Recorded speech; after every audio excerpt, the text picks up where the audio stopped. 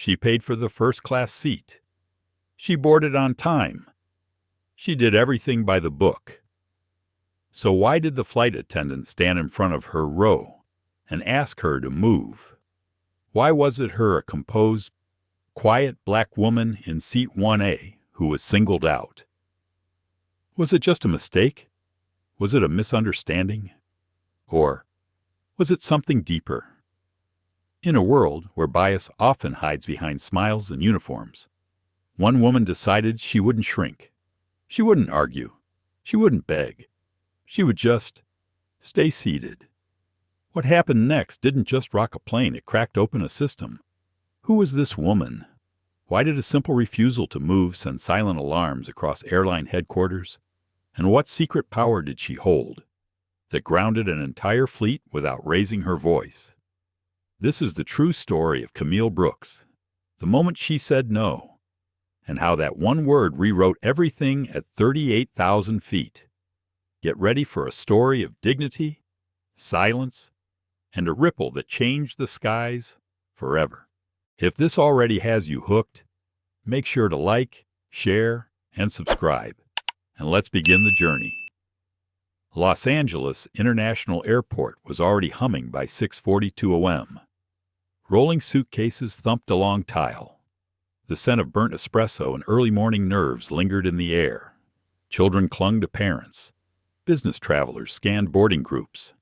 And over in Gate 32B, a line was starting to form. For Aero Pacific Flight 388 to Washington, D.C. Dr. Camille Brooks didn't rush. She never did. Her steps were unhurried, her black wool coat neatly pressed, her leather case rolling behind her with ease. She carried no brand-name luggage, just a well-worn, deep brown carry-on that had flown with her for more years than she cared to count. Over her shoulder hung a crossbody bag, and beneath her arm, a slim navy scarf tucked neatly into place. She looked like someone who traveled often and alone. No entourage, no sound. But something about her made people glance twice. Maybe it was the way she stood, shoulders gently back. Chin lifted, not arrogantly, but with the kind of posture that comes from knowing exactly who you are and having nothing to prove. She stepped into the priority boarding lane. Behind the counter stood a blonde woman with a professional bob and a practiced smile.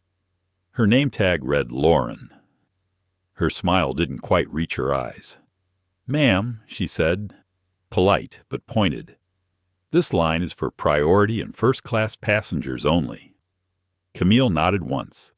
She didn't frown. She didn't blink twice. She simply extended her hand and offered her boarding pass. The words on the screen were clear: Brooks, Camille, Seat 1A, Aero Pacific Titanium Elite. But Lauren didn't look at the screen.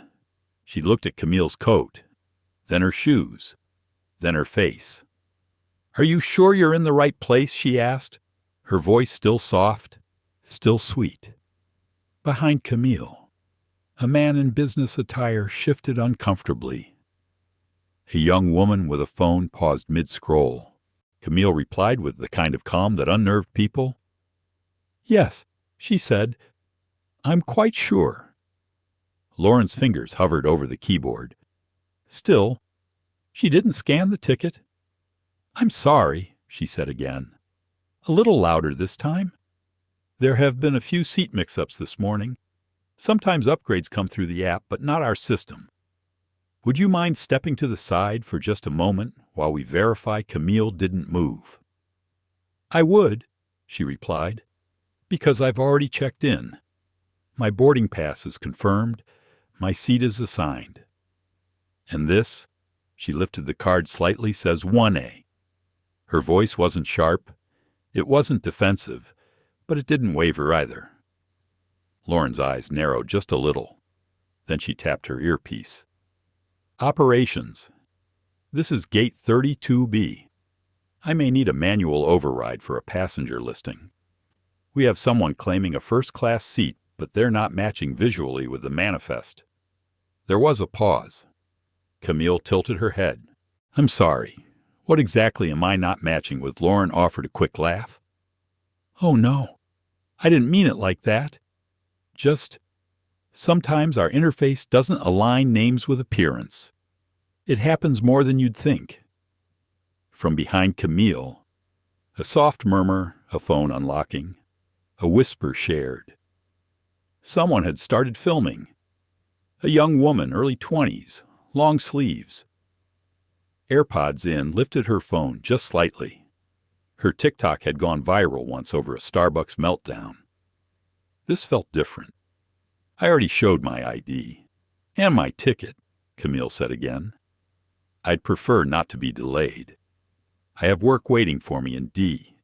I see. Lauren's lips twitched, a smile attempting resurrection. I'm sure you do, ma'am. But we've had fraud attempts this week. We just want to be careful. Now even people outside the line were turning their heads. Camille remained still. I understand. But be careful of what? Exactly.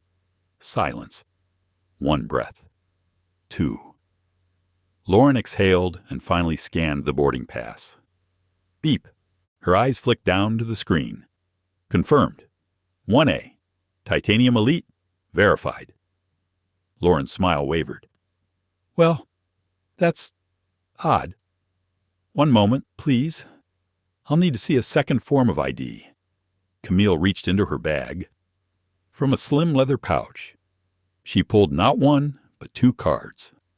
A New York State ID, and then a matte black card with embossed silver letters, Meridian Holdings Class A Equity Access. Lauren didn't recognize it, but the man 2 spots behind did. He blinked. He'd seen that logo before. On a policy brief, on Bloomberg, on a donation list at a think tank gala. Camille raised her chin slightly. I've shown you the required documents. I've been respectful. I won't be stepping aside. Lauren hesitated, then finally stepped back, pressing a button to trigger boarding. Fine, go ahead. Camille stepped through the gate. She didn't look back. She didn't need to, because behind her, the murmurs were no longer about seat assignments. They were about presence, about perception, and about how wrong it had just gone. Rosie Tran was still recording as she whispered into her mic. Okay, so they tried to stop this lady older, calm, respectful, because she didn't look like first class. But y'all, she didn't flinch, didn't raise her voice, just showed her pass, showed her ID, and kept standing still. She looked at the camera. I don't know who she is, but that woman, she's not regular. And inside, gate 32B, as Dr. Camille Brooks walked the jet bridge in silence. She wasn't thinking about revenge. She was thinking about legacy, and whether this was the moment to simply fly or finally take flight. The inside of the jet bridge was cool and quiet, a narrow metal tunnel echoing faint footsteps. Dr.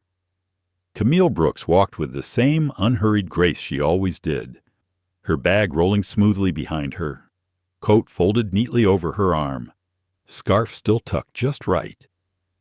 There were no apologies behind her, no acknowledgment of what had happened at Gate 32B, only silence, the kind that lingers when something's gone wrong, but no one wants to say it aloud. Camille stepped into the cabin of Flight 388. It was beautiful in the way first-class cabins always tried to be cream leather seats, soft lighting, a scent of citrus and static air conditioning. Calm music played just above whisper level. Everything was designed to relax you, except when you knew the difference between comfort and control. Her eyes scanned the cabin quickly. 4 rows of first-class seating, 2 seats on each side. Quiet passengers, heads buried in tablets and phones. A man in 1B glanced up and then back down at his email without a word. She reached row 1 and stopped. Seat 1A, window seat, as printed. A flight attendant stepped forward just as she was about to sit. Tall, fit, square-jawed, with slicked-back hair. His name tag read Jared. He wore the crisp uniform of Aero Pacific's first-class service crew. His smile was polite, but practiced. Too practiced. "Excuse me, ma'am," he said with a slight incline of his head. "Can I see your boarding pass again?" Camille turned to face him fully. She didn't blink, didn't sigh, just handed the pass over like a teacher waiting for a student to realize they're wrong. Jared read it. "Seat 1A. Confirmed." Then looked at her. Then back at the card. "You're all set," he said finally, handing it back. He turned and walked away, without offering to hang her coat or bring a welcome drink. She noticed. So did the woman in 2A who glanced up and then back down at her book. Camille placed her coat gently on her lap and settled into the seat. She didn't lean back. She didn't adjust her scarf. She sat upright, composed, watching. In row 4 Economy Plus, Rosie Tran had taken her seat. She slid into the window spot and propped up her phone on the tray table. The video was still running. She wasn't talking anymore, just recording, just observing. Her voice came through barely above a whisper. She made it on. Seat 1A. But the vibe in here weird, real weird. People keep looking at her like she doesn't belong, but also like they know something's about to happen. In the cockpit, Captain Roy Dalton reviewed the final pre-flight checklist with his co-pilot. He was a seasoned flyer, ex-Navy, level-headed. He'd flown senators, tech CEOs, a famous K-pop group once. But this flight, for some reason, already felt different. Then came the alert on his in-flight tablet. Hold departure, compliance review, pending internal governance flag. He frowned. He'd never seen that phrase before. He tapped the screen again. Same message, no additional details. He called back to the lead flight attendant. "Hey, Jared, did we get any VIPs on board today?" Jared paused for a moment. No one noted. "Captain, although there's someone in 1A who might be something." She's calm, but there was a whole issue at the gate. Passenger insisted she was in the right seat. I guess she was. System verified her. Dalton nodded slowly, unconvinced. "Got it. Let me know if anything else comes up." Back in the cabin, Camille pulled out her phone.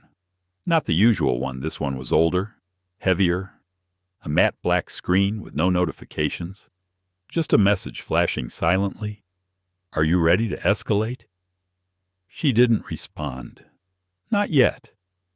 She tucked the phone back into her coat pocket and glanced out the window. LAX was starting to stir fully now. Baggage carts moved below. Wings shimmered in the early sun, and a baby cried softly from the rear cabin. But something else was stirring too. Something colder. Camille's thoughts drifted not to anger, but to memory. She remembered being 24, fresh out of graduate school, showing up to her first interview in a blue suit from a thrift shop. The white receptionist had told her to wait in the wrong line 3 separate times. She'd smiled then too. Polite, professional, perfectly misplaced. She remembered being 39, co-founding Meridian Equity, walking into a pitch meeting in Midtown Manhattan where 3 men had asked her if she was with catering. They'd laughed. She hadn't.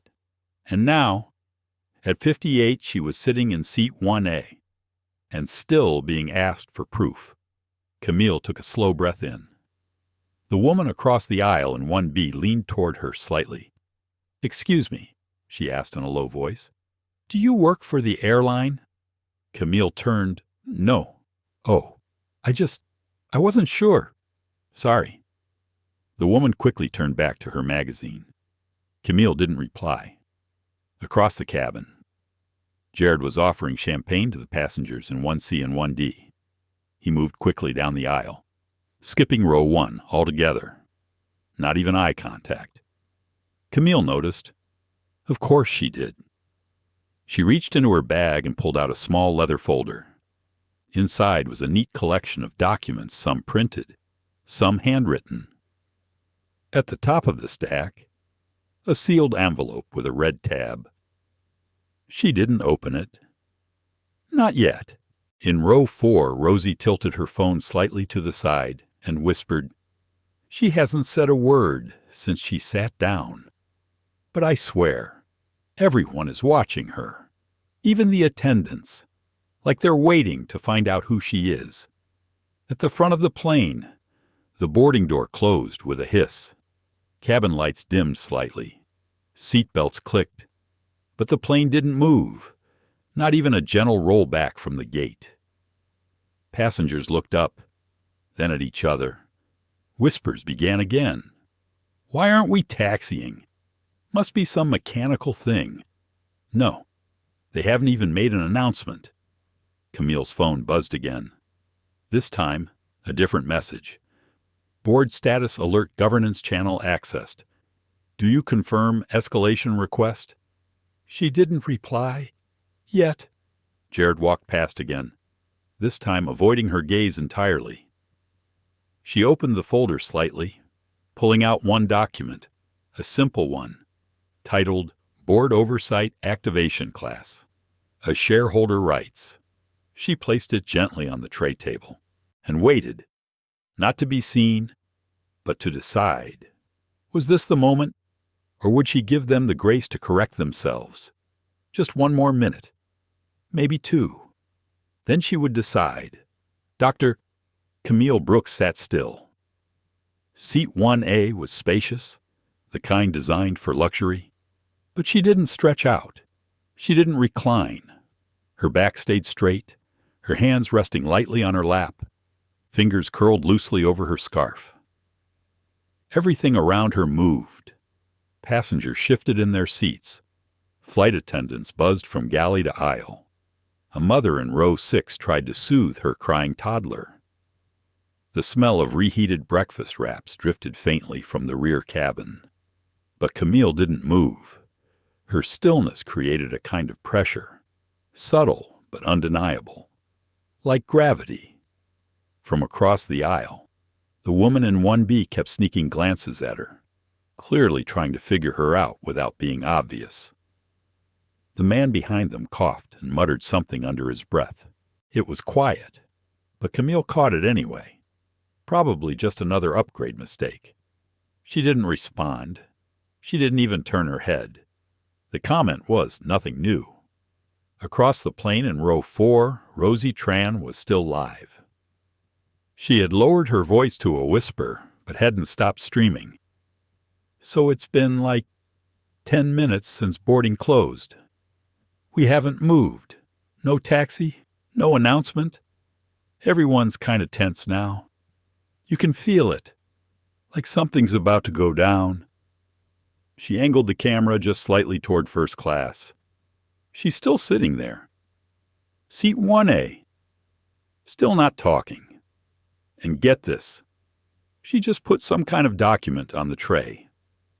I can't read it from here, but it looks important, like legal stuff, in the cockpit. Captain Roy Dalton was rereading the internal message on his tablet. Hold departure. Compliance review. Governance flagged. He tapped the screen. No response. He tried calling ground control. The line routed, then paused, then dropped. He turned to his co-pilot. "Have you ever heard of a governance hold before?" The co-pilot shook his head. Not outside a security protocol. And this one didn't come from TSA or FOA. It came from corporate systems. Dalton rubbed his temple. "This doesn't make sense.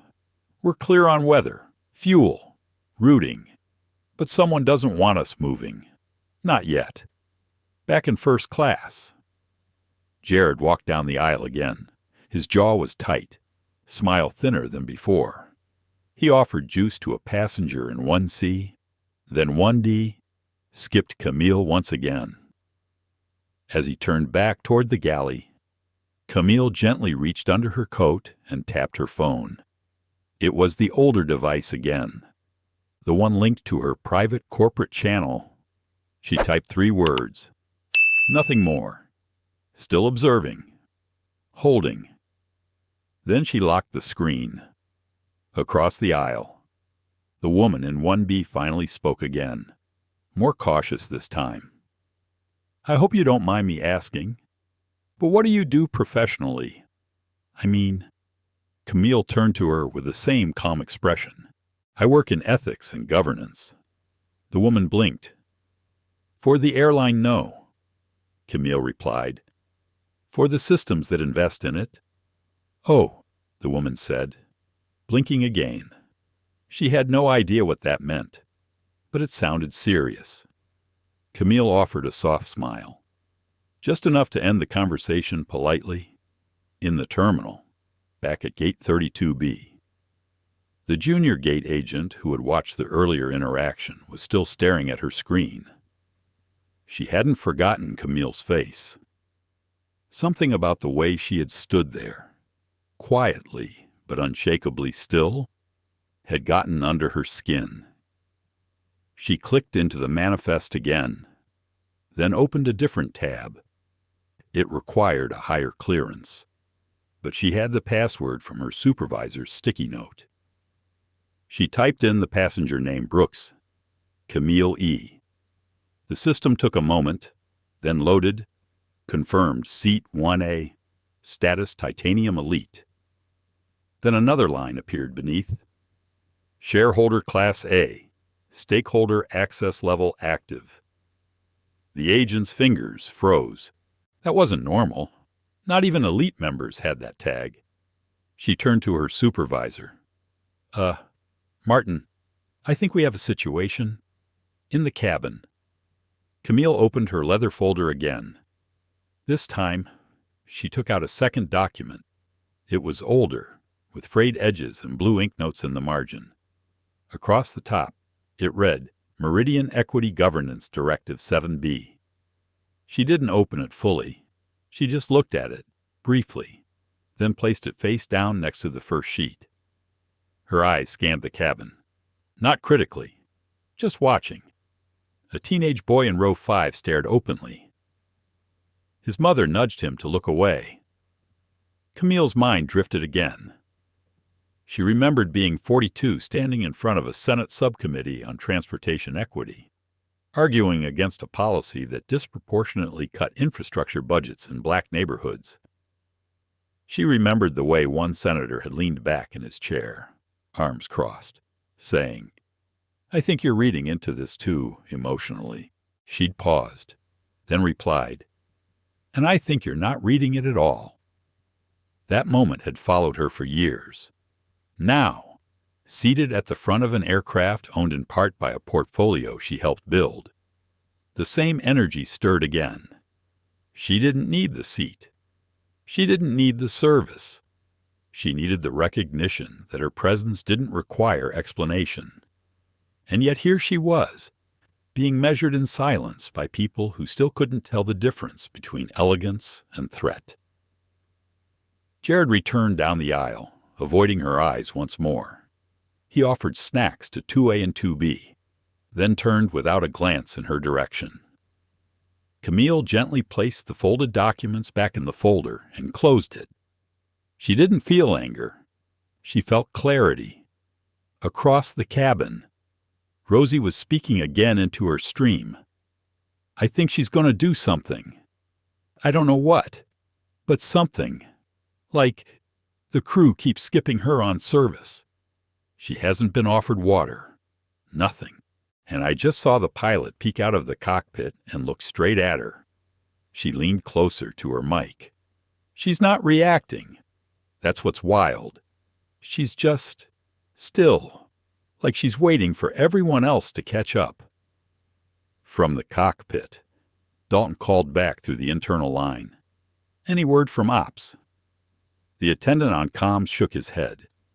Just got a weird internal ping. Something about a governance audit being triggered. Dalton exhaled slowly. Jesus. Okay. Stay alert. If anything shifts, I want to know the moment it happens. In her seat. Camille reached into the side pocket of her bag and retrieved a pen. She opened a small leather-bound notebook and flipped to a page already marked with a ribbon. At the top, a handwritten title, Things I Will Not Let Die With Me. She added a line beneath the others, Stillness is not surrender. She paused, then added another, Power doesn't need permission. Then closed the notebook softly. Around her, the plane was beginning to quiet, but not because of comfort. It was something else. The feeling when you know someone isn't just present. They are the center of gravity, and gravity was about to shift. The plane still hadn't moved.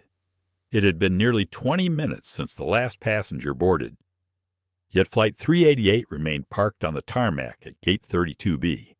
The sun had risen higher now, casting soft shadows through the oval windows. Flight attendants adjusted carts. A baby in row 9 cried, then fell silent. The usual hum of pre-flight movement filled the space, but in row 1, the air felt noticeably tighter. Camille Brooks noticed everything. She always had. She watched Jared, the lead flight attendant, pace past her seat again. He didn't stop, didn't ask if she wanted anything. His tray was full of water bottles and small bags of almonds. He offered them to every seat in first class except hers. It would have been easy to miss. Easy to pretend it wasn't intentional. But Camille had spent a lifetime watching people pretend. Across the aisle, the woman in 1B had noticed too. She shifted uncomfortably, glancing toward Jared's back as he disappeared behind the galley curtain. Her lips pressed together, not in protest, but in quiet recognition. Camille didn't speak. She simply reached into her coat pocket and retrieved her older phone again. The screen lit up immediately. A new message was waiting. Governance tag verified. Delay threshold approaching. Do you wish to initiate visibility audit? Camille stared at the screen. Her thumb hovered over the response field. She didn't answer. Not yet. Behind her in row 4, Rosie Tran's voice came through softly from her live stream. She still hasn't been served. Nothing. And I just saw the attendant walk past her again without even looking. This is crazy. Rosie turned the camera toward her own face for a moment. She's not doing anything, though. That's the part I can't stop thinking about. She's not complaining. She's not even trying to draw attention. She's just waiting, like she's seen this movie before, and already knows how it ends. In the cockpit, Captain Roy Dalton tapped the screen of his flight tablet again. The alert hadn't changed.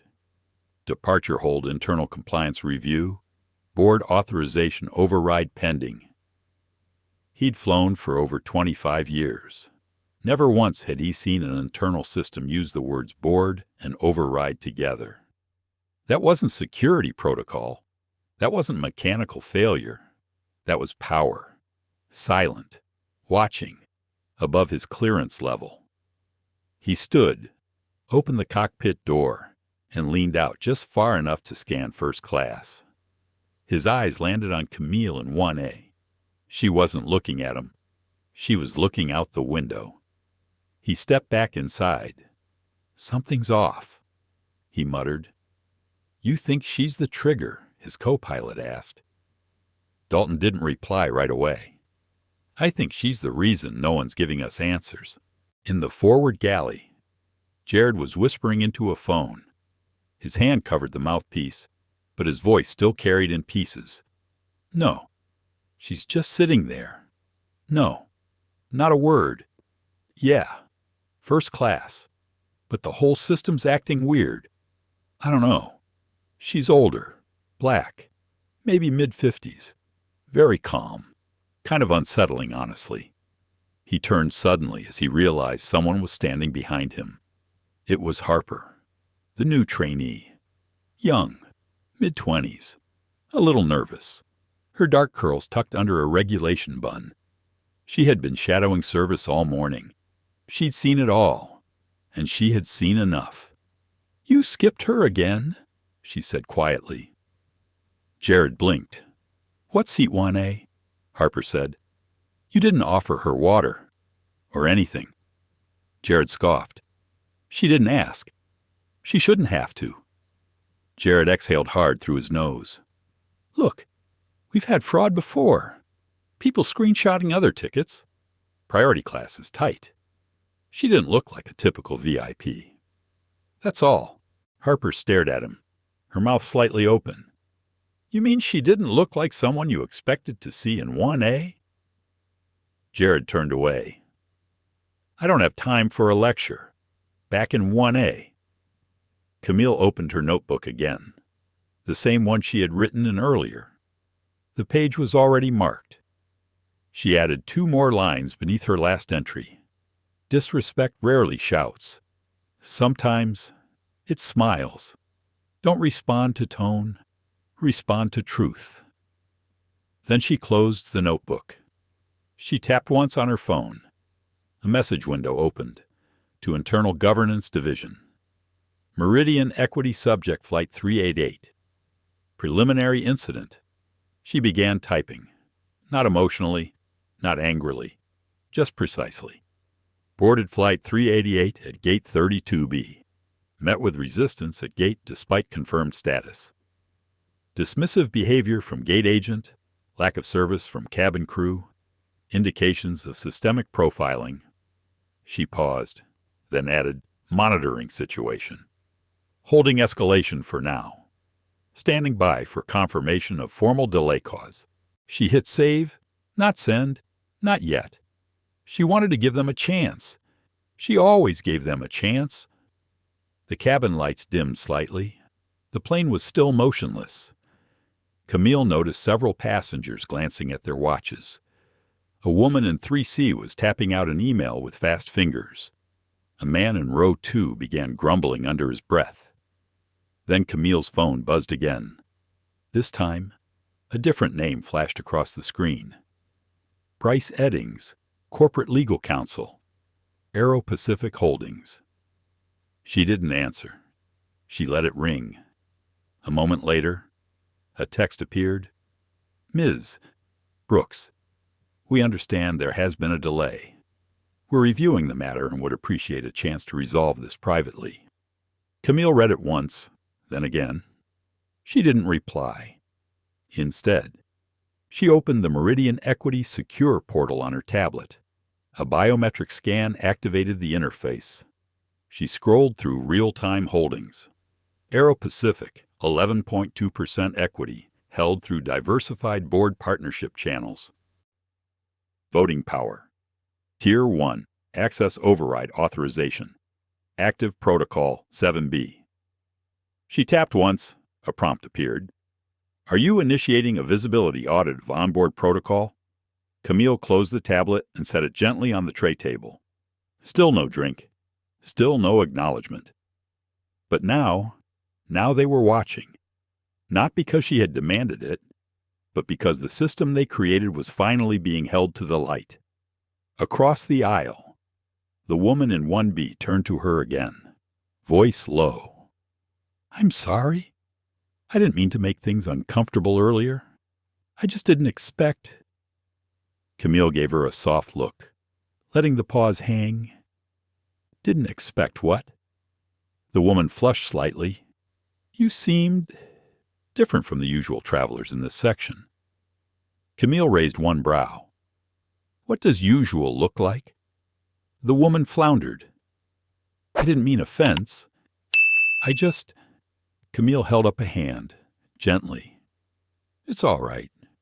You didn't have to mean it. It still meant something." Behind them, Rosie whispered into her phone again. "She's speaking now. Just a little, but it's heavy, like every word is chosen with purpose." Rosie looked into the camera. I think something's coming. Not a meltdown, not a tantrum. Something smarter, bigger. She leaned closer. I think she's not here to fly. I think she's here to be seen. Back in 1A. Camille's phone lit up with a final message for the hour. Corporate operations hold remains in effect. Full board authority confirmed. Final decision rests with you. She didn't respond. She didn't rush. But in her stillness, the plane hadn't moved, and the world around her had already started to shift. The plane still hadn't moved. Nearly 35 minutes had passed since the doors had closed. The hum of idle engines throbbed beneath the fuselage like a waiting heartbeat, quiet but insistent. In most rows, passengers had given up pretending this was normal. Some tapped at their screens with mild annoyance. Others looked out the window as if searching for answers on the runway. A few whispered theories. Mechanical issue, weather hold, missed clearance, but Camille Brooks knew better. Still seated in 1A, she hadn't so much as shifted in her seat. Her scarf remained draped across her lap, her coat folded neatly beneath it. Her posture hadn't wilted, not even an inch, but her mind had moved miles. She was calculating, weighing, not if she should act, but when. She reached once again for her older phone and unlocked the screen. The interface blinked with a subtle blue flash as it loaded the Meridian Equity Private Terminal. A new message had arrived, time-stamped 2 minutes earlier. Board Protocol Authorization green. Shareholder audit ready. Your trigger will initiate a formal governance event. Proceed at your discretion. Camille stared at the message, her expression unreadable. Across the aisle, the woman in 1B had stopped pretending to read. Her book sat open on her lap, untouched. She looked over now and then, watching Camille with a mixture of curiosity and unease. Camille sensed it, as always. She had felt that look since she was a child. The stare people give when they know they've misjudged you, but can't quite admit it aloud. She didn't turn toward the woman. Instead, she opened the folder on her tray table. Inside were 3 documents, one typed, one handwritten, one sealed. She slid the sealed one aside. The typed document was a letter drafted by Meridian's Legal Advisory Board, a standard format. It detailed Camille's rights as a Class A equity stakeholder in all entities under the Meridian Investment Network, including Aero Pacific Holdings. The letter made one point explicitly clear: in matters of operational conflict or discriminatory disruption, the stakeholder reserves the right to trigger real-time governance intervention. She folded the letter once, deliberate, precise, then turned her attention to the handwritten sheet. This one was older, ink slightly smudged in the corners. Lines of deep blue script ran across it, penned in Camille's own hand during a sleepless night 5 years ago. The header read, "Situations that test my stillness." She had written them down after a particularly humiliating experience on a flight from Boston. A delay where her name had been called over the intercom 3 times not to board, but to verify her ID 3 times, in public, while others boarded freely. That night, she'd gone home and made a vow that the next time the system asked her to explain herself, she would make sure the system had to answer for itself, too. She ran her finger down the list of triggers: gate resistance, check; crew disregard, check; pattern of delay unacknowledged, check; corporate legal reach out without accountability, check. She closed the paper slowly. The tray table creaked as it rose into place. In the rear of the plane, Rosie Tran was whispering again into her live stream. "Okay, it's official. We're still grounded. Almost 40 minutes now. No announcement, no explanation, and the energy in first class. You could cut it with a fork. That woman in 1A hasn't moved, but people around her are acting like she's holding the whole plane hostage. She hasn't said a word, and still, she owns the room. In the galley. Harper stood near the beverage station, pretending to review inventory on a clipboard. Her heart was racing. She could feel Jared's tension behind her as he barked soft instructions to another attendant. But Harper's eyes kept drifting toward row 1. She hadn't forgotten how Jared had spoken about Camille, or how he kept ignoring her, or how calm Camille remained, like still water before a quake. Harper wasn't sure what was happening, but she knew it wasn't right. Back at gate 32B, Martin, the floor supervisor, stared at his terminal screen. A new flag had appeared in the internal staff dashboard. Flight 388 status code, 7B stakeholder. Hold initiated. Martin's jaw clenched. That wasn't a maintenance code. That wasn't security. That was corporate language. Board level. He stood up, phone already at his ear. I need central ops. Now. This is about the woman in 1A. Back in the airless stillness of the cabin, Camille powered up her tablet and logged into the Meridian system again. She clicked on a small tab labeled Visibility Audit Access. A drop-down menu appeared. Current holdings. Real-time asset tracker. Stakeholder escalation history. She clicked on a category labeled Compliance Incidents Active Review. 7 files popped up. 5 involved discriminatory incidents flagged during boarding procedures over the past 90 days. 2 were unresolved. 1 had occurred just last week. Same airline, different gate, same pattern. She closed her eyes briefly. Then she tapped the trigger. Activate Protocol 7B, confirmed. A soft chime echoed across the screen. At that exact moment, in the cockpit, Captain Roy Dalton's screen lit up with a new alert. This one in red. Priority override board class. A stakeholder engaged. Hold active until audit complete. His co-pilot leaned forward. What is that? Dalton stared. It's above us, he said quietly. Way above us. Back in seat 1A. Camille placed the tablet into her bag. She picked up her phone. And this time, she did make a call. 3 rings. A voice answered. Yes. Her voice was quiet, but unmistakable. This is Dr. Camille Brooks. The trigger has been pulled. I want a full asset verification across all Aero-Pacific-related infrastructure. Terminals, routes, staff histories. Open the board visibility gate. I want time-stamped logs and active profiles by the time we're in the air. The voice on the other end responded instantly. Understood. Are you authorizing press engagement? Not yet, Camille said. They still have a chance to acknowledge what they've done. She ended the call. Across the cabin, passengers could feel it. Not the turbulence of engines, but of awareness.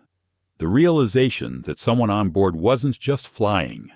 She was watching, judging, and suddenly, everyone wanted to be on the right side of her gaze. A soft buzz ran through the cabin like static on an old radio dial.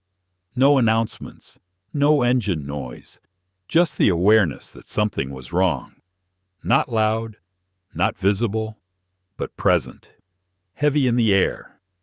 Passengers had stopped pretending this was a typical delay. In row 3, a man leaned forward to whisper to his seatmate. She hasn't moved, not once.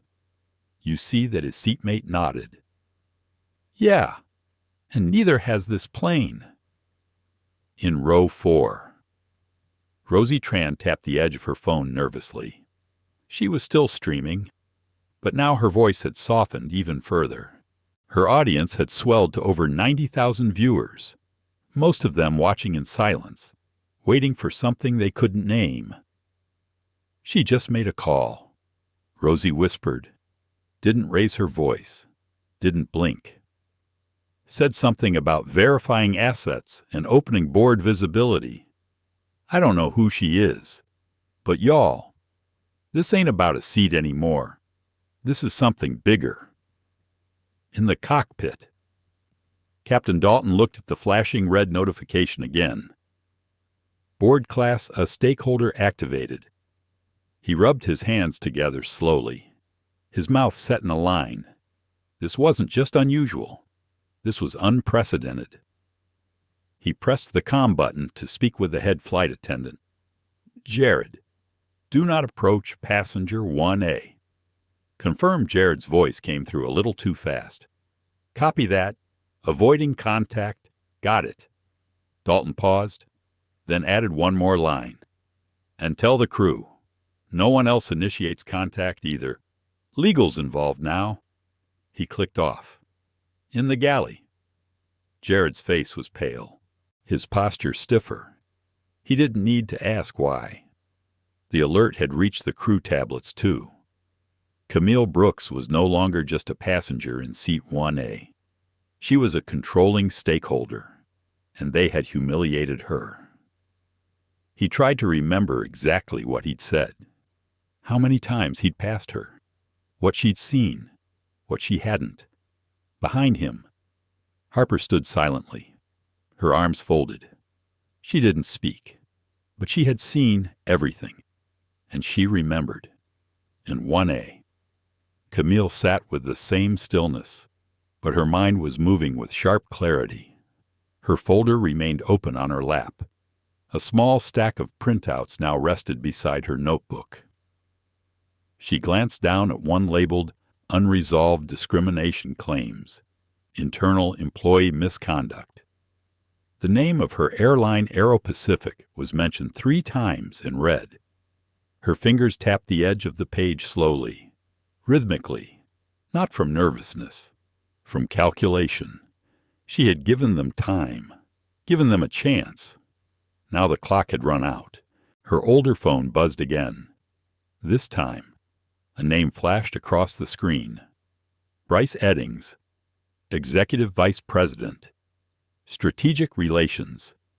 She let it ring once, then again, then answered. Her voice was calm. Dr. Brooks speaking. The voice on the other end was smooth, practiced, the voice of someone trained to apologize without admitting fault. Dr. Brooks, this is Bryce Eddings. I wanted to personally reach out on behalf of Aero Pacific Holdings. We're aware of the situation and sincerely regret the inconvenience you've experienced. Camille said nothing. Bryce continued, we're prepared to resolve this matter respectfully and discreetly. A miscommunication at the gate. Perhaps an issue with your profile not syncing with internal systems. We're reviewing that now. Please understand this isn't reflective of how we treat valued passengers. Camille's response was quiet. Are you offering an apology or containment? A brief pause. Our interest, Bryce said carefully, is to ensure our stakeholders feel heard and protected, including you.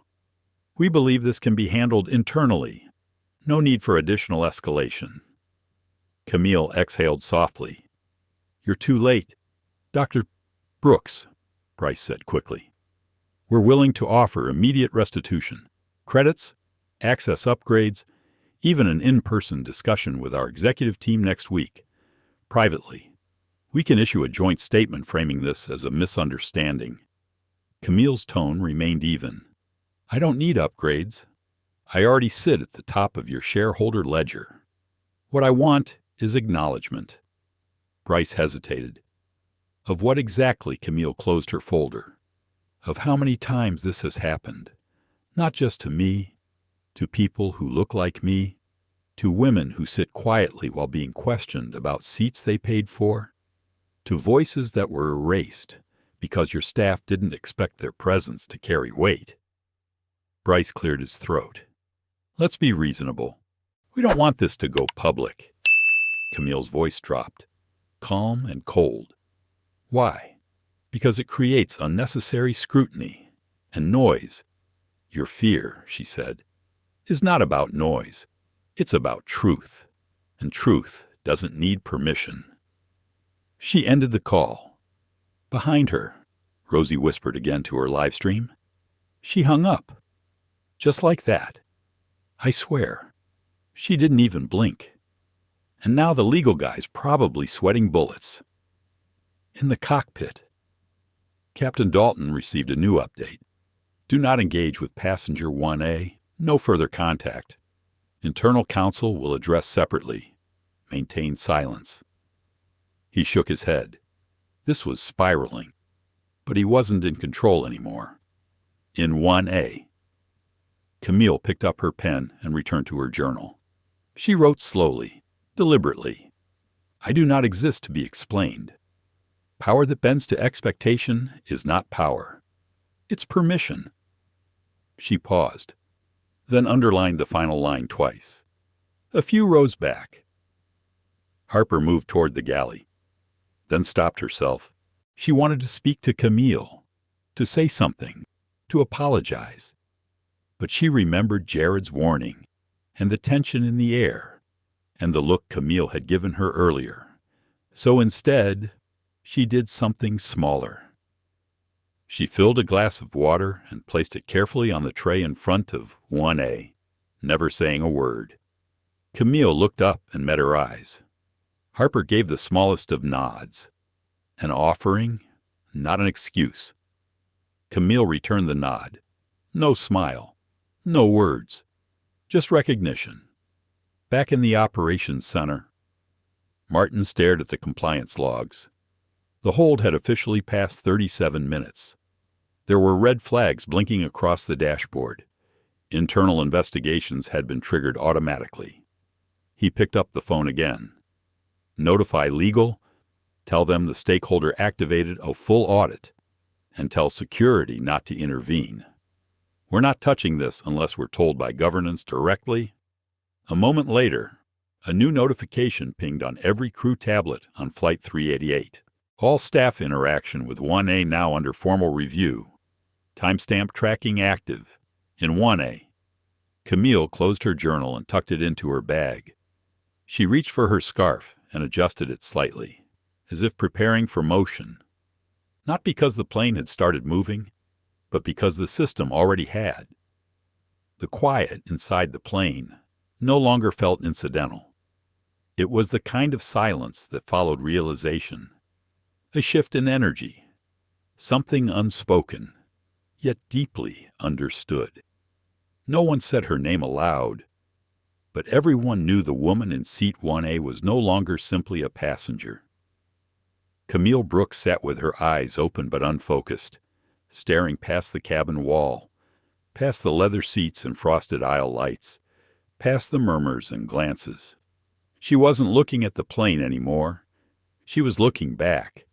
There were moments that lived inside her, some small, some unforgettable. The first time she had flown was in 1989, a student conference in Chicago. She was 22, had pressed her only blazer the night before, and arrived early to the gate, suitcase in hand, ticket triple-checked. The gate agent had looked her up and down and said, "Sweetheart, the college fair is next week," then had waved her aside. She had smiled, said nothing, waited her turn. But she never forgot the way it felt to be publicly misplaced. A few years later, fresh out of her PhD program, she'd attended a policy roundtable on transportation equity. She was the only woman, the only black person in the room. One executive had nodded at her and asked if she was there to take minutes.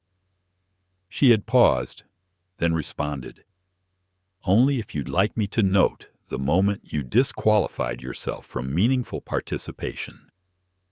They hadn't spoken to her again that day, but they remembered her name the next time. Camille blinked and brought herself back to the present. Flight 388 was still grounded. The captain had said nothing in almost an hour, and yet the flight hadn't been officially delayed, not by weather, not by maintenance, but by something far more disruptive. by truth. She reached into her coat and pulled out the older phone again. One last message had come in. Audit protocol now active across flight logs, staff conduct, and ground operations. All interactions time-stamped and recorded.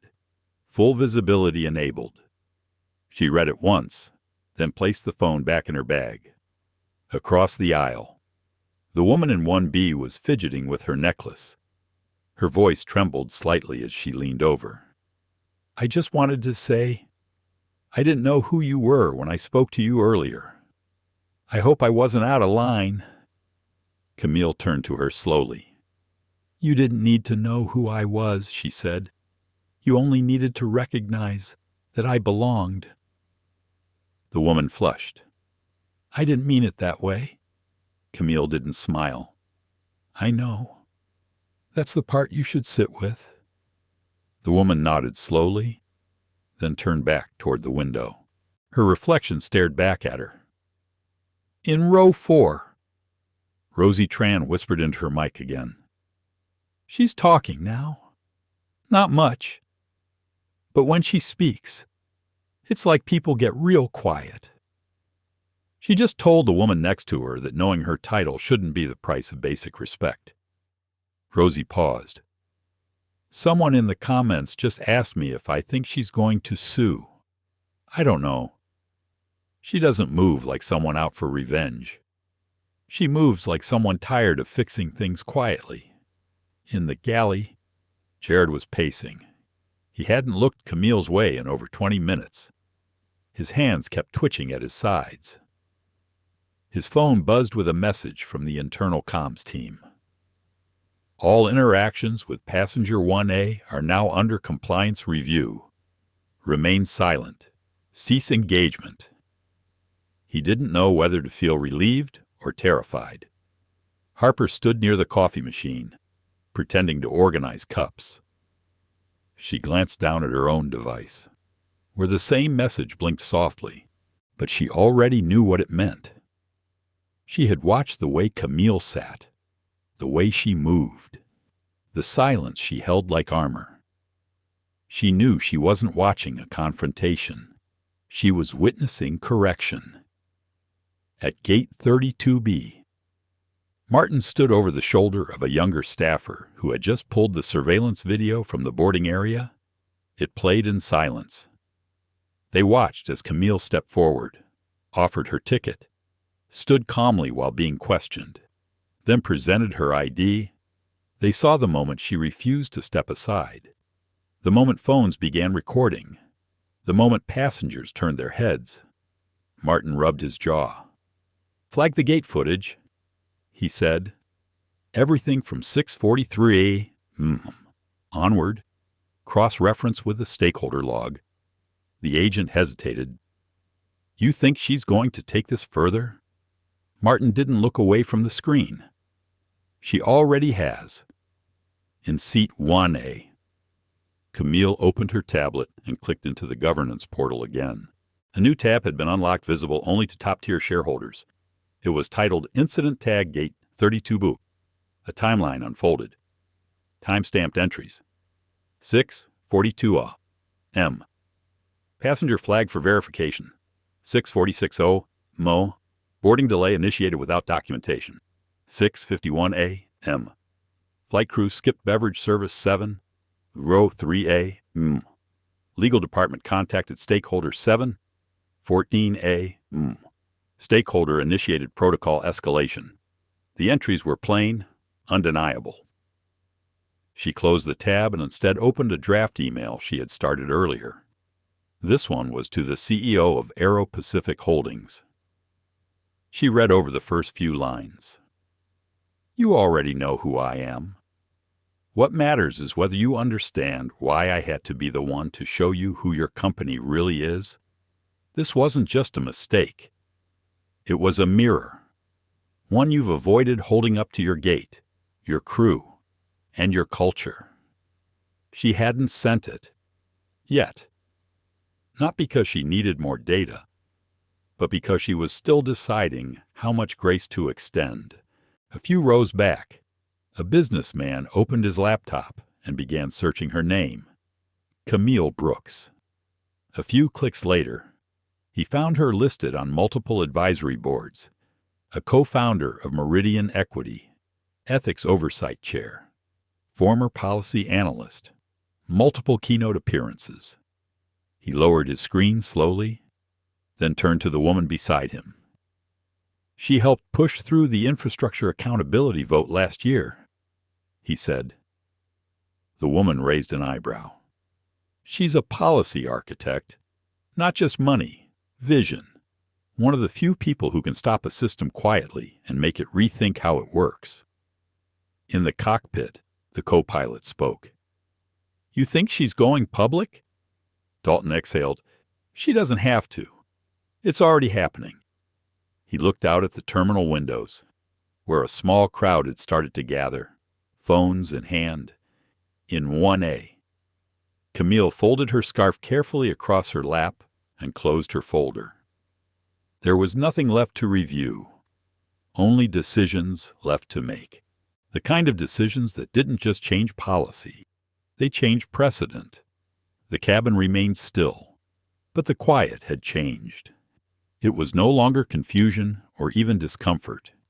It had become a kind of reverence, a collective awareness that something powerful was taking place, even if no one could yet name it. Most of the passengers didn't know who Camille Brooks was, but they knew she mattered, and that somehow, this flight, this delay, this silence, was no longer about weather or schedules. It was about her. In the forward galley, Harper Miles stood just out of sight, fidgeting with the hem of her sleeve. She glanced once toward seat 1A, then away, then back again. Her tablet had received the compliance alert. She knew the protocols. She wasn't supposed to speak. Not now. Not until legal cleared contact. But silence, she thought, was its own kind of betrayal. Harper took a slow breath, gathered her courage, and stepped out into the aisle. She walked quietly to the front of the cabin and stopped just beside row 1. Camille turned slightly, as if she had sensed her approach long before she arrived. Harper knelt down beside her seat, low enough to not be overheard. "I wanted to apologize," she said, voice barely above a whisper. Camille's face remained still, unreadable. "Not just for what happened earlier," Harper continued, "but for all of it. I saw the way they looked at you. I heard how they spoke." Camille studied her, calm, direct. Harper swallowed. "This morning, before we started boarding, we were told to be more strict, that upgrades would be monitored. We didn't get a formal memo, just a few phrases, code words, but everyone knew what it meant." She hesitated, her voice tightening. "They told us to pay attention to the passengers who didn't fit the typical first-class profile." Camille's eyes didn't narrow. Her expression didn't change. But the air between them grew heavier. "Did those words come in writing?" she asked softly. Harper shook her head. "No, never. Just supervisors repeating what's expected. You hear it enough times, and it becomes standard. But this morning, I watched you get dismissed without question. And when you stayed still, they acted like you were the problem." She looked down at the floor. 2 of the passengers who got delayed this month. They looked like you too. Camille waited, then asked, "Why are you telling me this now?" Harper's voice cracked. "Because I saw how you handled it. You didn't shout. You didn't argue. You just stood there, and everything around you shifted. I've never seen that before. Not like that." Camille's gaze softened, just slightly. "Are you telling me this for justice?" she asked, "or because you're afraid of the audit?" Harper looked away. Maybe both. Behind them, Jared emerged from the galley, saw Harper crouched beside Camille, and froze. His jaw tightened. He stepped back silently and disappeared behind the curtain again. Harper noticed. "They know I'm talking to you," she whispered. "I should go." She rose slowly, then turned before walking away. "If they try to spin this, please don't let them." Camille gave one nod. "Not agreement, not forgiveness, just acknowledgment." Harper returned to the galley without another word. "In row 4, Rosie was whispering to her audience again. One of the flight attendants just knelt beside her. I couldn't hear what she said, but when she walked away, her face looked different, like she'd just confessed to the Supreme Court or something. She paused. This isn't a protest. This is power, real power, and we're all watching it happen in real time. In 1A. Camille adjusted the scarf on her lap. She reached for her notebook again and flipped to the same marked page. She added a new line to the list.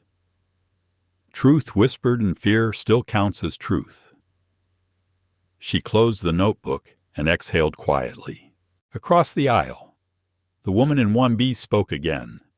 Her voice was quiet now, less performative, more human. You've done this before, haven't you? Camille turned her head slightly. This, she asked, held the system accountable. The woman clarified. Camille looked forward again. I've spent 30 years fixing the parts no one wants to admit are broken. The woman nodded slowly, then asked, Do you think it'll make a difference this time? Camille didn't answer immediately. Then she said, That depends on how many people stop pretending it's not their problem. In the operations center at the terminal, a new alert had gone live across the Aero Pacific Management dashboard. A Gate 32B incident, Escalation Tier 4. A red marker now tracked every staff member who had interacted with Camille from the moment she arrived at the airport. Every timestamp, every action, every omission. In the legal office down the hall, a conference call was already in progress. She's not asking for anything public. One counsel said, Not yet. Another added, But she's triggering visibility across our entire service model. Equity compliance, stakeholder protocols, board conduct. The senior legal advisor rubbed his forehead. She doesn't have to call the press. She's rewriting the narrative from inside the system. A few rows back on the plane, a businessman typed a quick message to his assistant. Find everything you can in Camille Brooks. I want a report in the next hour. Board affiliations, holdings, speaking engagements. In the cockpit, Captain Dalton received one final update. Governance escalation acknowledged. Full discretion advised. Cabin crew instructed to remain neutral. Await further orders. He shook his head slowly, then looked toward the aisle. She's not the passenger anymore, he muttered. Back in 1A. Camille stared out the window. The tarmac looked exactly the same, but she could feel it. Everything had shifted. She didn't smile. She didn't sigh. She simply waited, because power didn't always arrive with noise. Sometimes it sat still until the room adjusted. The soft ding of the cabin chime echoed overhead. It was subtle, almost unnoticed by most passengers. But to Camille, it signaled a shift. Not mechanical, not procedural, political. The cockpit door opened just slightly. Harper stood at the threshold. She didn't look at Camille directly, but her voice was steady. Captain Dalton would like to speak with you. Privately. Camille looked up from her notebook. She didn't rush, didn't gather her things.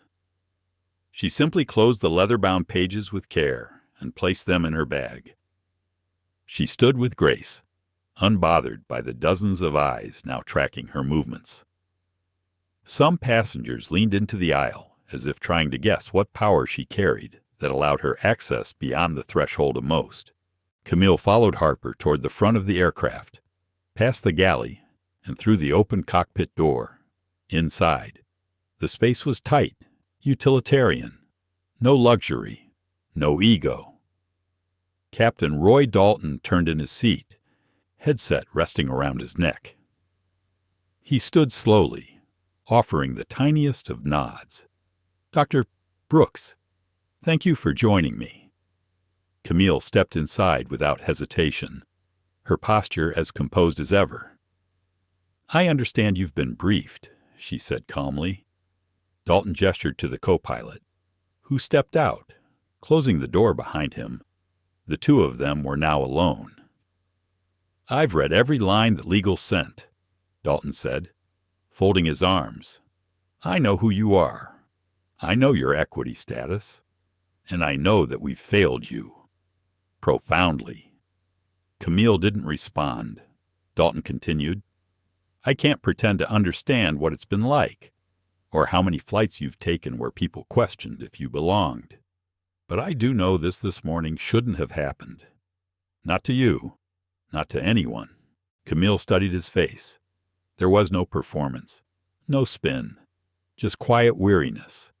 "Then why did it?" she asked. Dalton exhaled. "Because silence has weight, and too many of us got used to carrying it, letting it build. You weren't targeted by a single act. You were surrounded by 1,000 permissions." She nodded slowly. "That's the part most people miss." Dalton gestured toward the flight controls. "You pulled something bigger than a fire alarm. You paused the system mid-breath. You forced it to look at itself. That kind of power doesn't come with noise. It comes with clarity." Camille didn't shift her expression, but something in her eyes warmed. "Why did you call me in here?" she asked. Dalton reached down and picked up a small file folder from beneath his chair. He handed it to her. Inside were 3 printed incident reports, each redacted but clearly marked passenger misconduct, crew judgment error, racial bias allegation. 2 of those are from this month, Dalton said. Different cities, different crews, same pattern. You weren't just a random occurrence. You were the one who refused to disappear." Camille closed the file, and now Dalton looked down at his hands. "There are people who want to brush this under the rug, issue credits, draft apologies, but you didn't ask for money or statements. You asked for visibility." He met her eyes. "So I'm offering mine." Silence stretched between them. Then Camille spoke. "This won't be fixed in a memo or a press release. It'll take a change in how you train your crew, how you vet your leadership, how you measure dignity." Dalton nodded. "I believe that." She tilted her head. "Do they?" He hesitated. "They will." She studied him one last time, then turned toward the door. "Then let's start with something simple." "What's that?" he asked. Camille opened the door. "Fly the plane. Back in the cabin." Passengers turned as she emerged. She didn't speak. She didn't need to. She returned to seat 1A and sat down. Less than 2 minutes later, the engines hummed to life. Rosie Tran's eyes widened. She turned to her phone, which was still recording. "Okay, y'all, you're not going to believe this. We've been grounded for over an hour, and now right after that woman comes out of the cockpit, we're moving. I don't know what just happened, but I'm telling you." She flipped the switch. Whatever it was, she did it. She paused, then added softly, "This isn't just a story. This is a reckoning. In the galley?" Harper stood frozen as the captain's voice came over the intercom. "Ladies and gentlemen, thank you for your patience. We are now cleared for takeoff. Flight time today will be approximately 2 hours and 37 minutes. Once we're in the air, our crew will resume standard service." The line clicked off. Harper turned to Jared, who had been watching silently. She went into the cockpit. Harper said. Jared looked down. I know. Harper's voice was steady. She didn't threaten anyone. Didn't yell. She just walked in and walked out. And now we're moving. Jared didn't respond. Harper added, I think you owe her more than silence. Jared blinked, then stepped back into the crew station without a word. In 1A. Camille leaned back into her seat. For the first time that morning, she allowed her shoulders to soften. The plane lifted from the ground moments later. As it ascended, sunlight streamed through the window beside her, painting the side of her face in gold. The woman in 1B glanced at her again. Camille looked over. What now? The woman asked quietly. Camille's answer was calm. Now I make sure this never happens again. Cruising altitude. The aircraft had stabilized, but the cabin hadn't. People were still hushed. Drinks remained untouched. Conversation felt like a risk. Something about the morning's events had lifted the veil. Now every look, every word, carried extra weight. Camille Brooks sat in seat 1A with her tray folded down. A half-full glass of water sat in front of her. She hadn't touched it since takeoff. Her phone vibrated quietly. No ringtone, no alerts, just a soft pulse of urgency. She opened the message with calm precision. From Governance. Oversight Channel, Subject Policy Intervention Opportunity, Window Closing. The board is observing. Options for stakeholder-initiated reform are open. Final signal required before next stage of execution. She stared at the screen for a long time. The words weren't dramatic, but the implications were staggering. She knew this wasn't just about her flight. Not anymore. This was about every flight. Every ignored voice, every gate agent with permission to judge, every passenger whose seat came with suspicion. This was her moment to act. And yet, she hesitated, not out of fear, but out of gravity. She closed the message without responding. Not yet. Her reflection in the window looked back at her. Steady, tired, honest. In her lap, her fingers brushed the worn edge of her notebook. A voice echoed in her mind, her mother's voice. Decades ago, on a porch swing in Georgia. Baby, sometimes you speak loud just by staying where you were told not to be. Camille smiled faintly at the memory. Her mother had never flown in a plane, but she'd raised a woman who owned part of one. Across the aisle, the woman in 1B glanced at her. She opened her mouth, paused, then spoke quietly. If it were me, I'd want revenge. Camille looked at her. Calm. I don't want revenge. I want reconstruction. The woman blinked.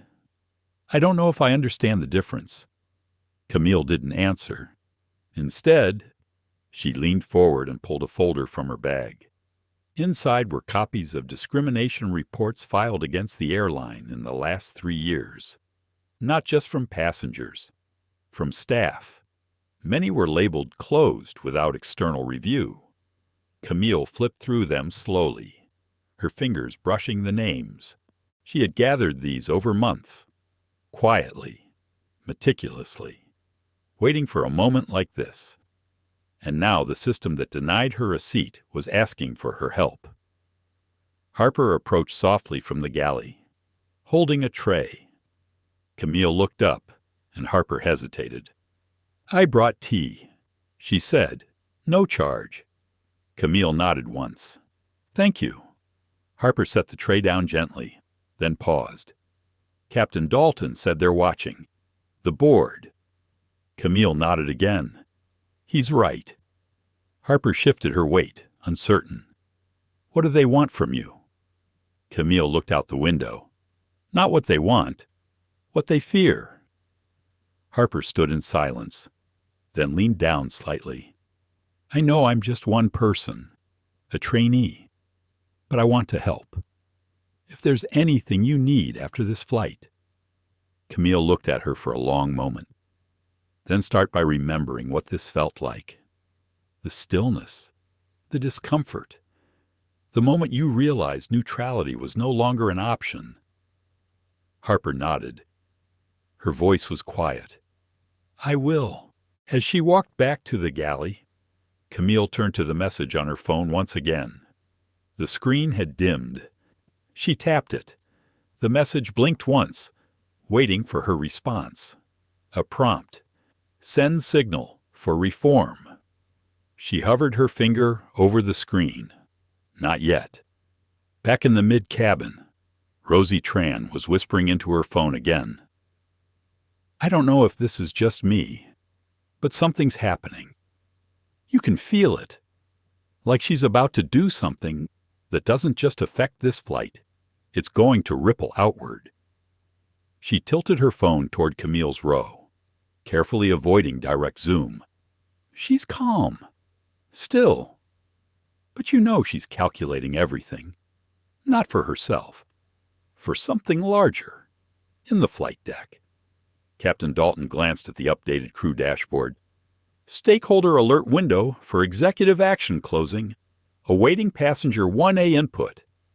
He turned to his co-pilot. "Do you think she'll do it?" The younger man shrugged. "I don't know, but I hope she does." In seat 1A. Camille opened a different tab on her phone. This one held her drafted statement.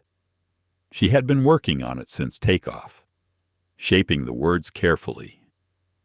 She read the first lines aloud under her breath. "The seat they tried to take from me was not a privilege. It was a reflection of decades of work. But more than that, it was a mirror this company now has no choice but to face."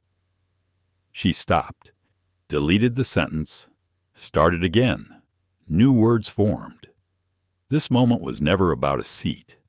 It was about expectation, about who we assume is worthy of comfort, of access, of safety, and what happens when that assumption is wrong.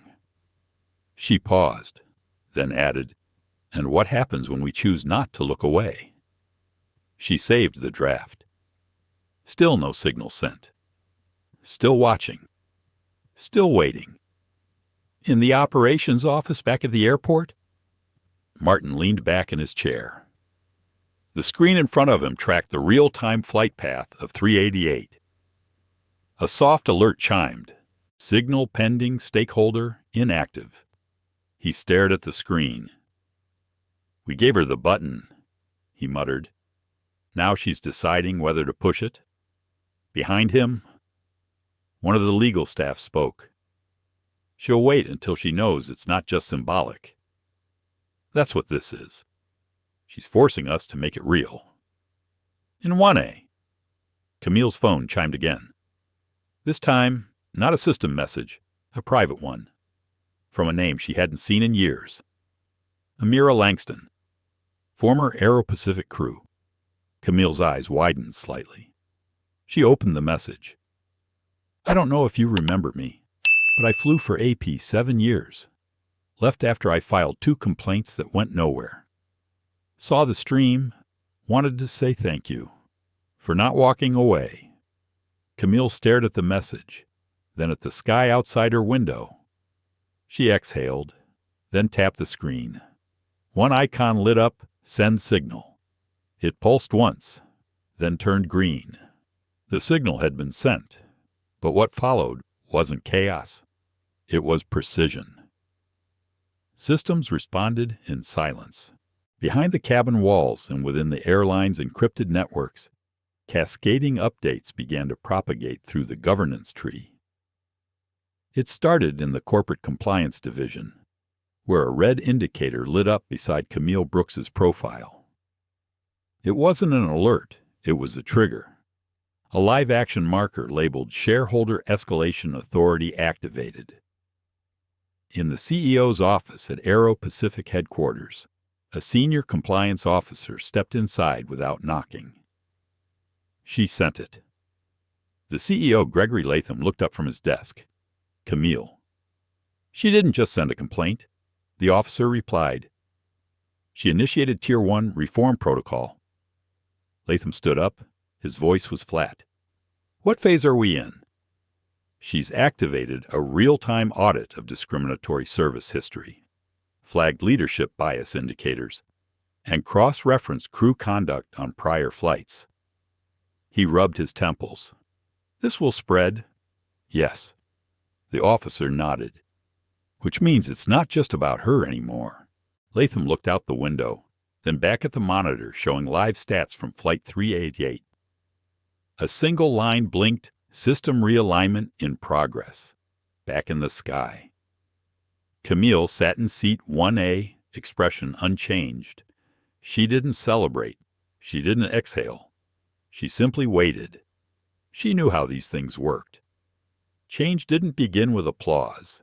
It began with friction, with discomfort, with people in boardrooms being forced to read the names of those they dismissed, with executives realizing they were no longer untouchable. The woman in 1B leaned over slowly. You did it, didn't you? She asked. Camille gave a faint nod. I triggered a process, she said, one that's been waiting for too long. And what now? The woman asked. Camille's eyes softened, but her voice stayed firm. Now we see who chooses to rise and who chooses to vanish. Meanwhile, in the crew galley. Harper Miles watched her tablet screen blink with new alerts. Compliance review training logs. Requested internal memo crew conduct footage. Flag for review, notice racial equity metrics. Now mandatory on all evaluations. She stared at it, stunned. Jared, she said softly, turning toward him. They're reviewing our entire division. Jared leaned against the panel, arms crossed. He hadn't said a word in nearly an hour. She flipped the whole hierarchy. Harper whispered. He nodded, not bitter, not angry, just hollow. We never expected to be watched, Jared muttered. We always assumed the cameras looked outward. Harper glanced at the cabin. Her voice trembled. She's not destroying the system. She's rebuilding it. Jared didn't respond. He knew she was right. In seat 4C, Rosie Tran scrolled through her livestream comments. Tens of thousands now. People were resharing clips, quoting Camille's few spoken words, turning them into mantras. She didn't yell. She didn't cry. She just stood still. And the plane changed course. I want my daughters to see this. I've never seen grace feel so powerful. Rosie turned the camera back toward herself. All right, everyone. I just found out something wild.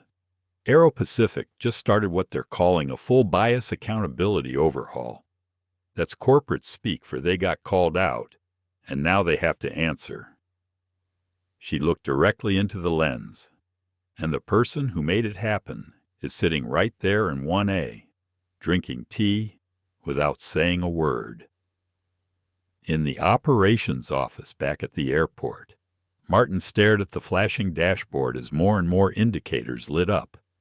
Training sessions scheduled, HR logs reopened, former employee complaints pulled from archives.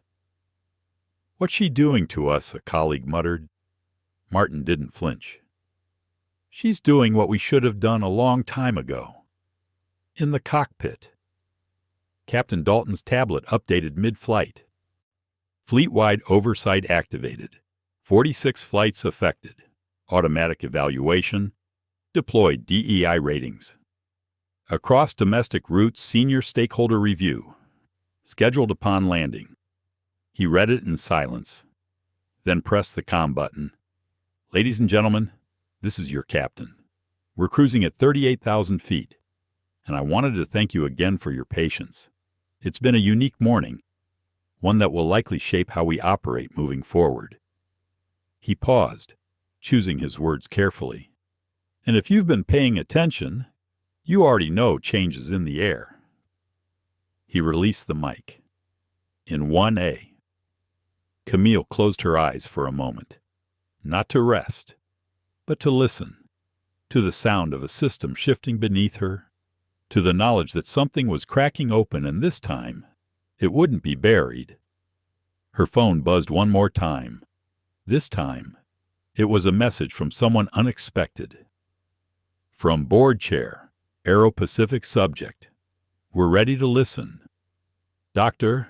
Brooks, I believe you've proven what many try to hide, that silence is expensive and accountability is overdue. If you're willing, we'd like you to lead the Internal Policy Reform Advisory Team with full autonomy starting today. She stared at the message. It wasn't flattery. It was a white flag, an admission. Camille didn't reply right away. She leaned back in her seat, looking through the tiny oval window. Somewhere beyond the clouds, systems were rearranging themselves, not just because of her presence, but because she refused to be invisible. Across the aisle, a passenger reached into her bag and pulled out a small journal. She scribbled something on the page, tore it out, and quietly handed it to Camille as she passed by to the restroom. Camille unfolded the paper. It read, "You didn't just keep your seat. You gave the rest of us permission to claim ours too." She folded the note gently and placed it inside her notebook.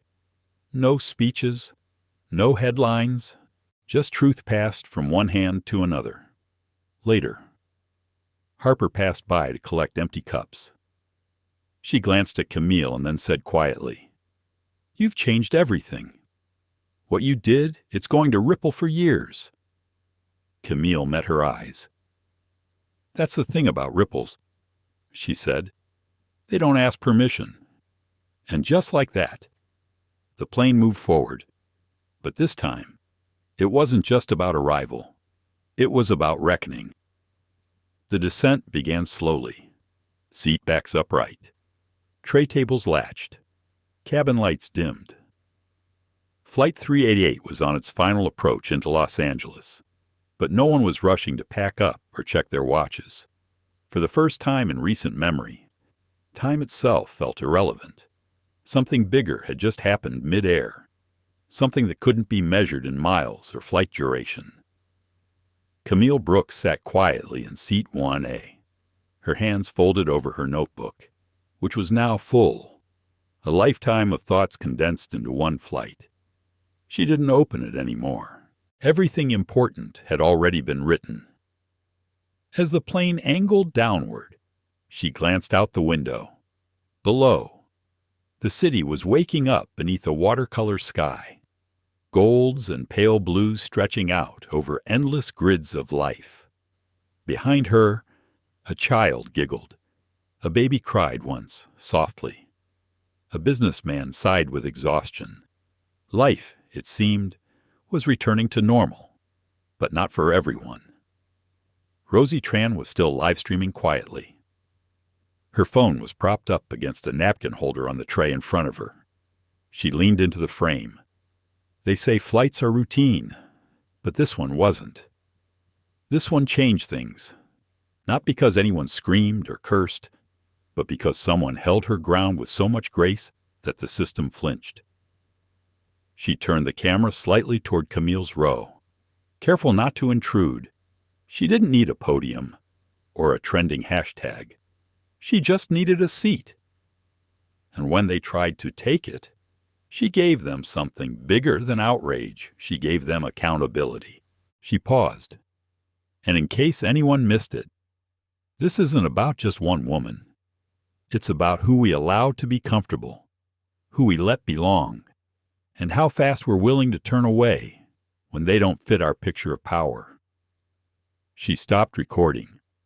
Some moments didn't need to be broadcast. Some needed to settle, quietly, into the bones of the people who lived through them. The wheels touched down with a low hum, a gentle bounce, a steady roll along the runway. There was no applause, only a silence that felt earned. When the plane came to a full stop, the seatbelt signs chimed off. Camille remained seated.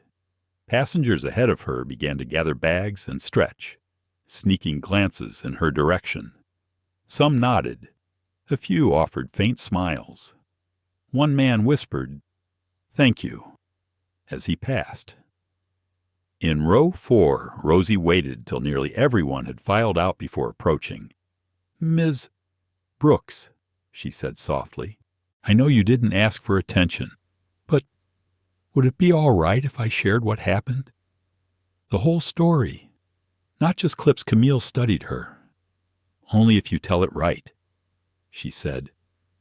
"Tell them I didn't come here to punish. I came here to remind them who's watching." Rosie nodded, eyes shining. "I will." Camille stood slowly, reaching for her coat, sliding her notebook back into her bag. As she stepped into the aisle, Harper appeared near the cockpit door. "Ms. Brooks," she said gently, "there's someone waiting for you at the gate." Camille raised an eyebrow. Harper offered a smile. "You'll see." Camille followed the flow of passengers through the jet bridge, her heels steady against the floor. As she stepped into the terminal, a small group stood near the gate. One woman, mid-40s, wearing a navy blazer and a badge that read Aero Pacific Senior Operations Liaison, stepped forward. "Dr. Brooks," she began, "I've been asked to personally escort you to our executive lounge. There's a conference call scheduled with our Global Equity Board in 30 minutes. They've requested your input on every line of policy moving forward." Camille didn't stop walking. "I'll take the call," she said, "but I'm not here for lounges." The woman hesitated. "We just want to offer." Camille turned slightly, just enough to make eye contact. "Don't offer me apologies. Offer me structure. Rewrite your training. Reinvent your standards. Hire more eyes that see in color." She didn't say it angrily. She said it like truth. Then she walked past. At the end of the terminal, a young woman stood waiting. Slender, curly hair, eyes full of 1,000 untold stories. Camille paused. "Amira." The woman smiled. "You remember me? Amira Langston. Once a flight attendant who filed 2 ignored complaints, now an advocate working with aviation labor equity programs." Camille stepped closer. "I got your message," she said. Amira's voice was warm but unsteady. "I saw what you did. You made the invisible visible. You showed them that dignity has memory, that silence isn't the same as weakness." Camille reached out and embraced her. For a moment, neither woman said anything. They just stood there, a lifetime between them, a movement beginning. As Camille pulled away, she handed Amira her notebook. "Use it," she said. "Fill the rest of the pages. Make sure they don't forget." Amira clutched it to her chest. "I will." A car waited outside the terminal. Not a limousine, not a black SUV. Just a clean sedan with a quiet driver and an open back seat. Camille slid inside. She didn't look back. She didn't need to, because the legacy she left behind wasn't in statements or headlines. It was in the way the cabin had gone silent, in the way people had listened, in the way one woman, tired but unwavering, refused to surrender her space, and in doing so, made space for everyone else. The car pulled away. The sky remained bright, and across thousands of screens, systems, and hearts change was no longer a theory. It had landed. Sometimes, change doesn't arrive with shouting. Sometimes, it walks in quietly, sits down, and simply refuses to be moved. Camille Brooks didn't need fame. She didn't want attention. She wanted justice. And what she gave the world was more than just a moment. It was a mirror that made an entire industry face the truth it tried to hide. This wasn't just about one flight. This was about every little girl who watched her mother get questioned at the gate. About every black traveler made to feel like a suspect in a seat they paid for. About every silent glance that screamed louder than words. Camille didn't break the system. She made it look at itself. And now, policies are changing. People are waking up. And passengers, especially the ones so often overlooked, are reclaiming their space with pride. Let this story be a reminder that dignity isn't granted by permission. It's lived by presence. If this story moved you, like this video, share it with someone who needs to hear it. And subscribe for more stories that matter. Because the next flight might be yours. And the next Camille might be watching.